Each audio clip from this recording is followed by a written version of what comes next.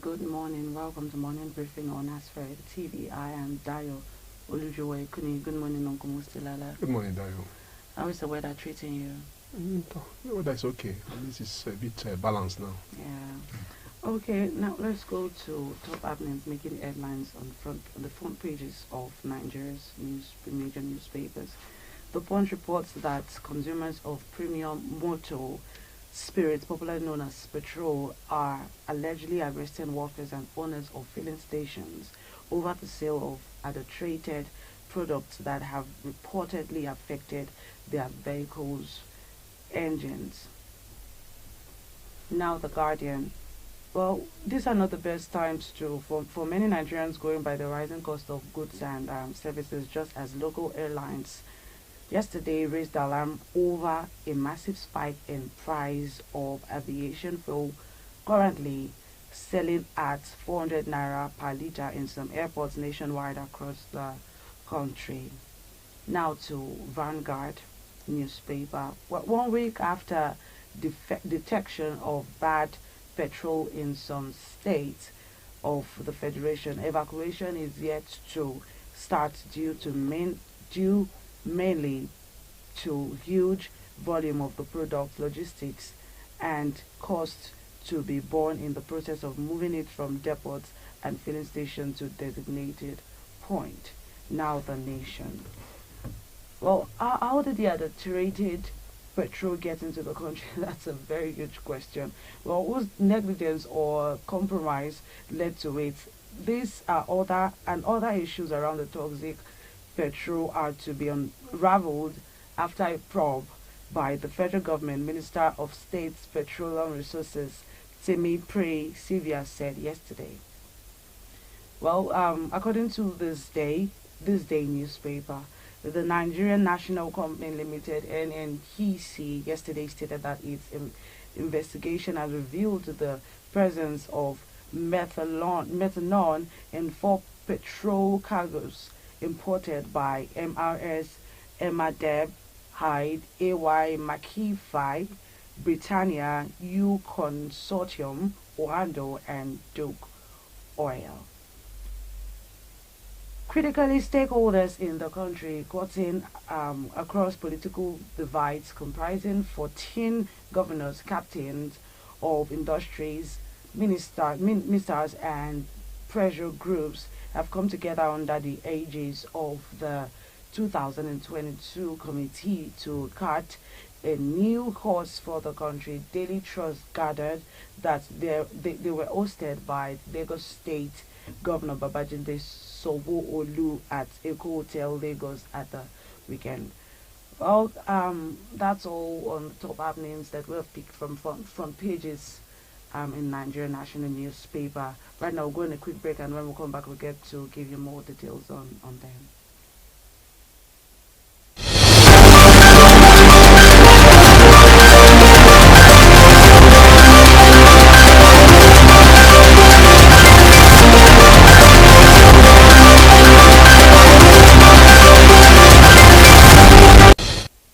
Welcome back, everyone. Well, the Group Managing Director of the Nigerian National Company Limited, NNPC, Decry, has disclosed that 4 companies were responsible for the importation of adulterated fuel in the country. I know you read about that, Mr. Musti. This doesn't look nice. It really doesn't look at all.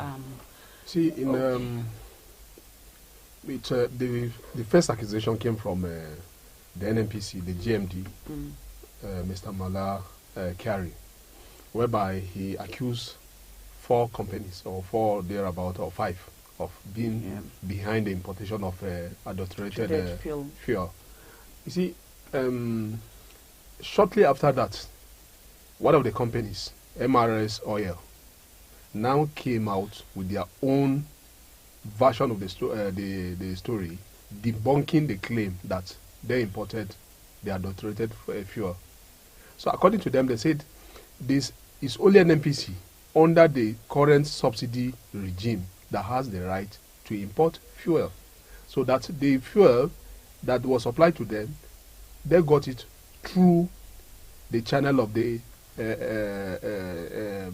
NNPC. of which they claim that they distributed it around 8 of their fuel stations in Lagos.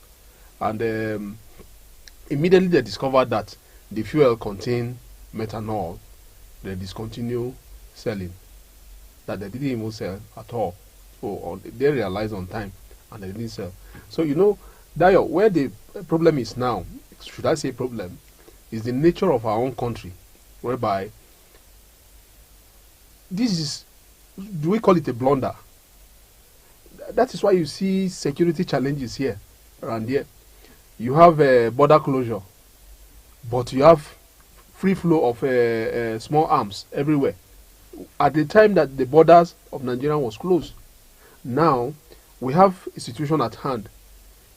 The Minister of Petroleum, don't forget that the Minister of Petroleum is President Muhammadu Buhari himself. Then the Minister of State, Timi Praise Silva, is there too. So you have a situation whereby NNPC is saying a private companies imported the adulterated fuel. And one of the companies is now saying that no, we did not import fuel.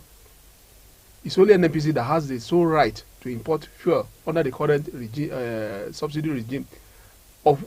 If you ask me, for my opinion, I would take the views or the explanation by the MRS oil serious than NNPC.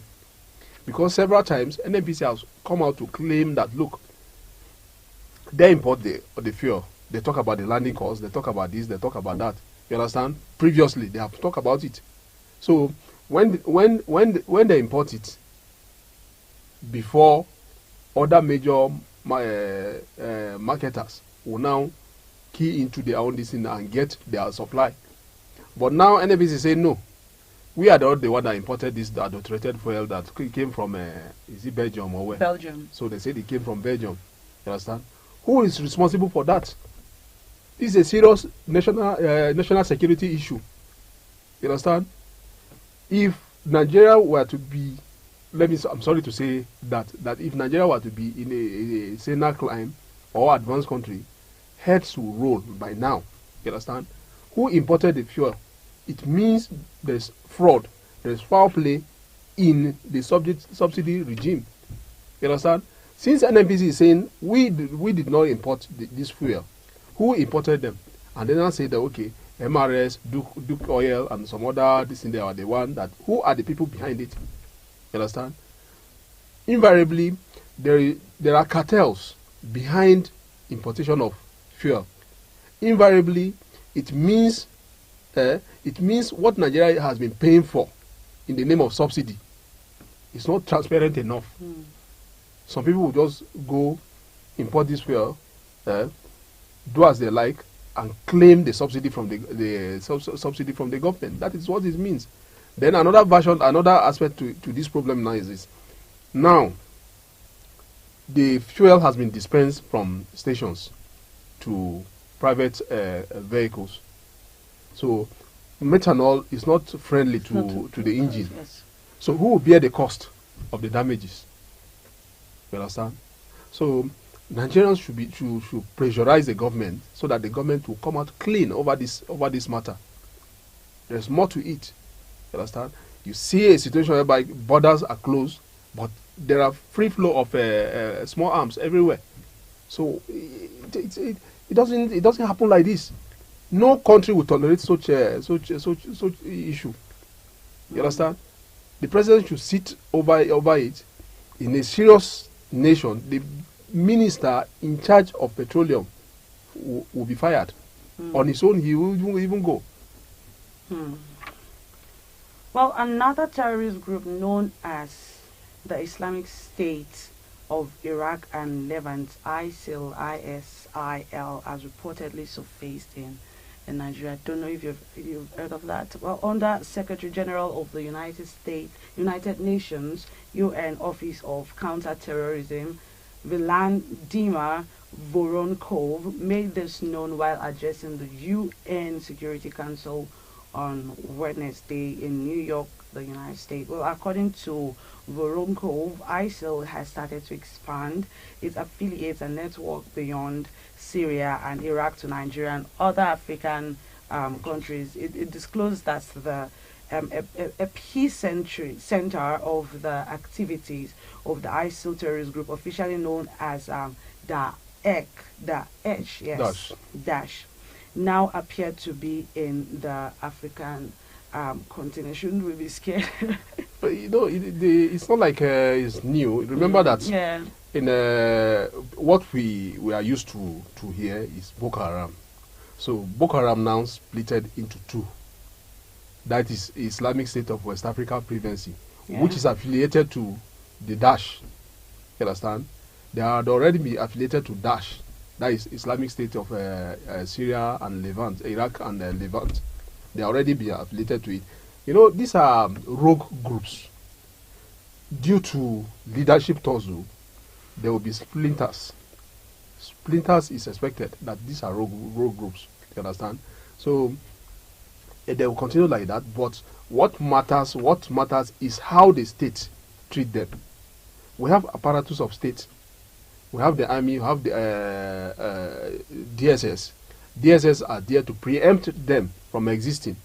So we have them. They should move into action now to preempt them from existing. You understand?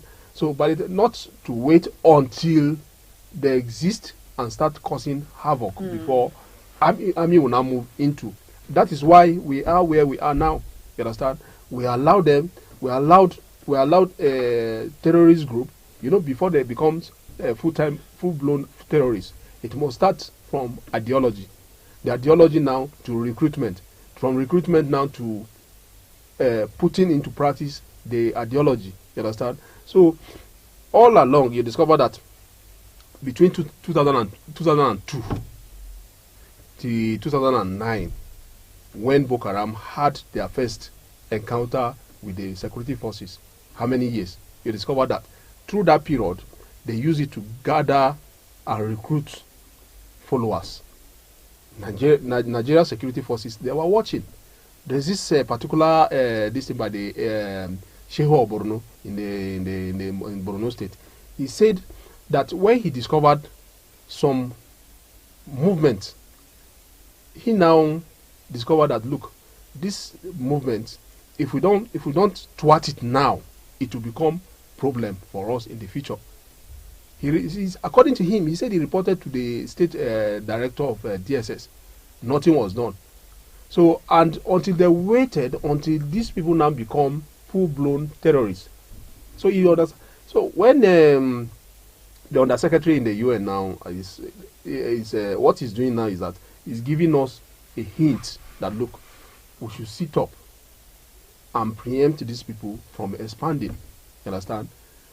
There are several reports regarding anarchy. A situation about poverty is high.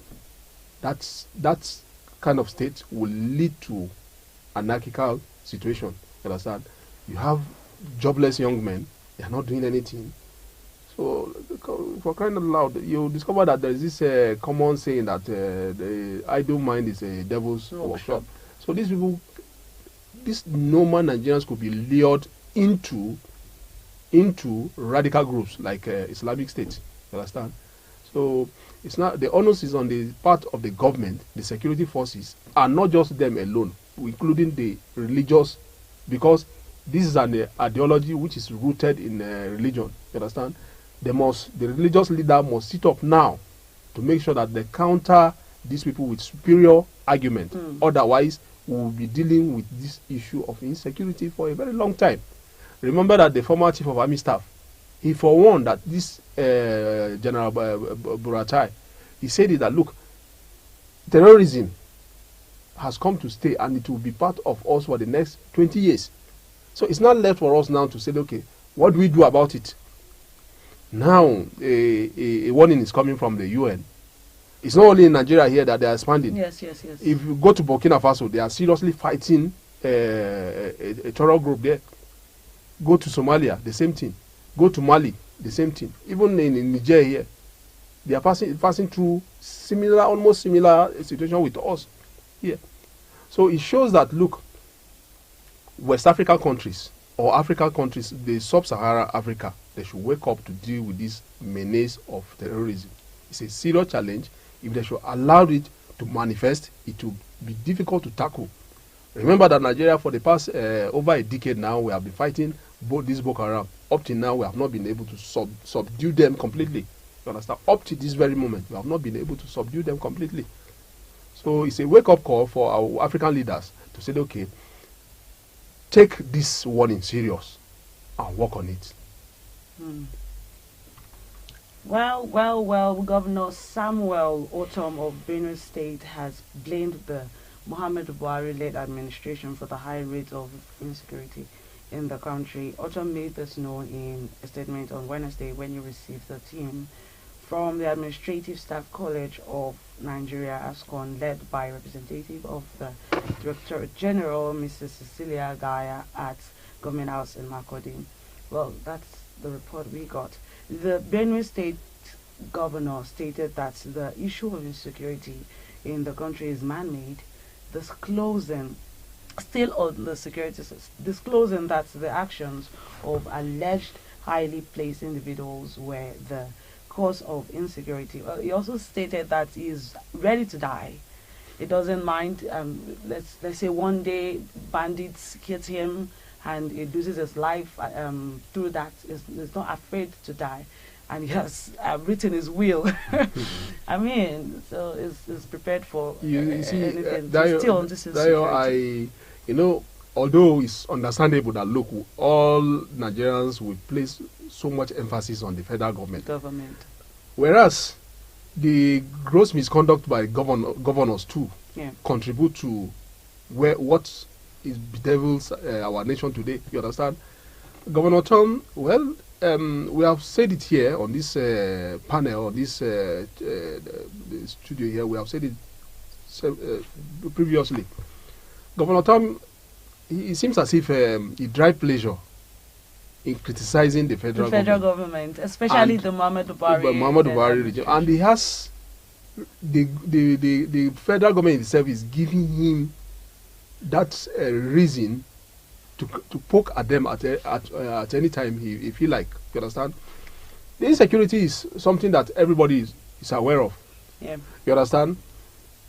If you look at it critically, you discover that governors, they are chief security officer of their states, but in reality, they have no control over the apparatus of states. They have no control over security agencies.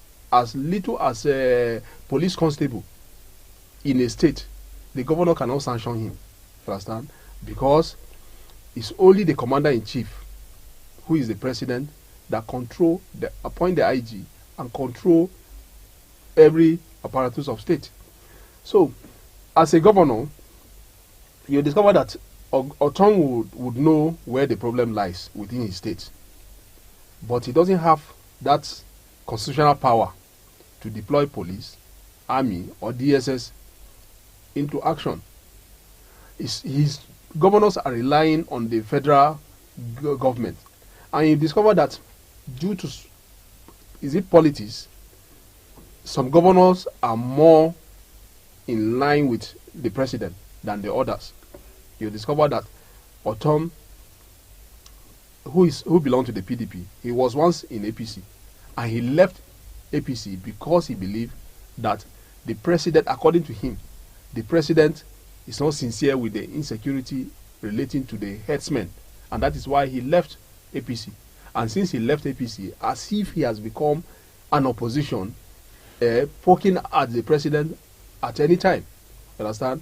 And the president and his handlers are giving him that room to poke at them at any time, because this insecurity still pervades. So that is the true situation. Otherwise, Governor Tom, anti-grazing, open grazing law, since then he has become like an enemy to the headsmen and to the federal government. And that is exactly what is happening. It's like they are fighting one another. And he said he's not ready to repeal the law. To be sincere to ourselves, if he didn't repeal that law, that criticism against him will continue, and he on his own part too will continue to criticize the federal government even after the expiration of this administration. Thank you so much for that, Uncle Mustilala. The House of Representatives is considering a bill to jail families to kidnap victims. Okay, I'll say that again so that we can have a clear understanding. Well, the House of Representatives is considering a bill to jail families of kidnapped victims who pay any ransom without the approval of the federal government. When I saw this, I was like, okay, how many? It's laughable. It's laughable, really. How many people? How many victims have been, gotten by the federal government? See, you understand, Dayo. These are lawmakers. It seems as if they are detached from the reality. You understand? So, some of the lawmakers themselves in the National Assembly there, they had families or within their own family or friend that had been kidnapped before. You understand? How do they secure the freedom of secure the release of the victim? Is it not through paying of ransom? You have someone that is a victim that has been kidnapped or abducted. The abductors, they are threatening his life. It's no longer a threat. We have seen it. In some situations, ransom is being paid, but they will still kill the victim. Mm-hmm. So, and they are talking about saying, okay, somebody like that under that pressure should not pay ransom. They should. You see, the most dangerous not pay ransom without informing the federal government.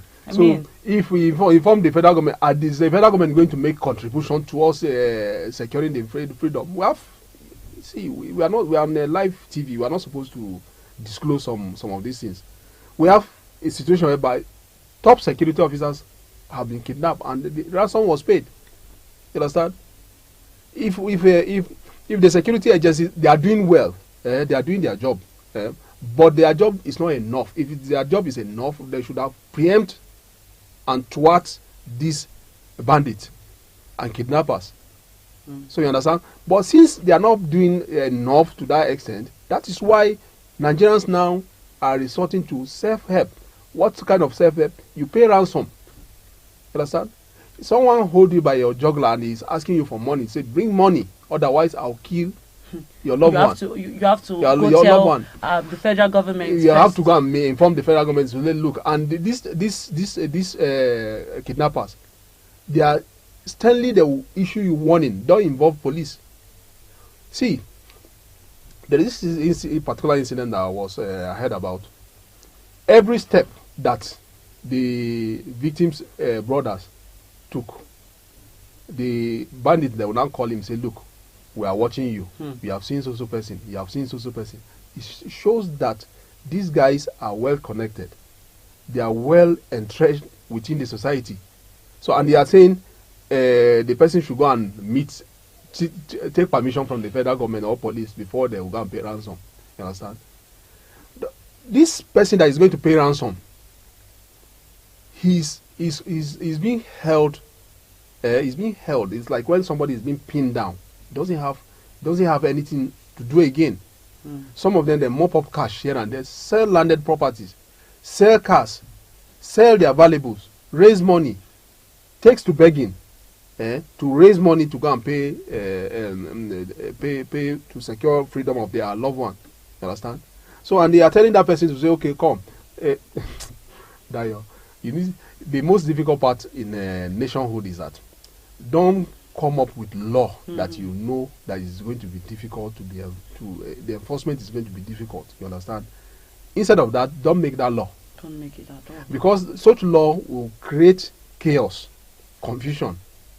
Nobody will comply to that law, and it will weaken the nationhood, the foundation of the nation. So we have some other serious. They should talk about how to empower police, how to equip police to deal with the security challenges than talking about making law to to arrest someone that pay ransom without informing the authority. Government. That's so laughable. Thank you everyone for staying with us today on Morning Briefing Aswek TVI and Dayo Lujo Ekuni. Thank you, Uncle Musti Lala. Thank you, Dayo. Welcome. Thank you. Everyone have a blessed day. Do not forget to subscribe to our YouTube channel and follow us on all our social media handles. Instagram at aspheric.news, Facebook at aspheric news, and Twitter at aspheric news. Thank you.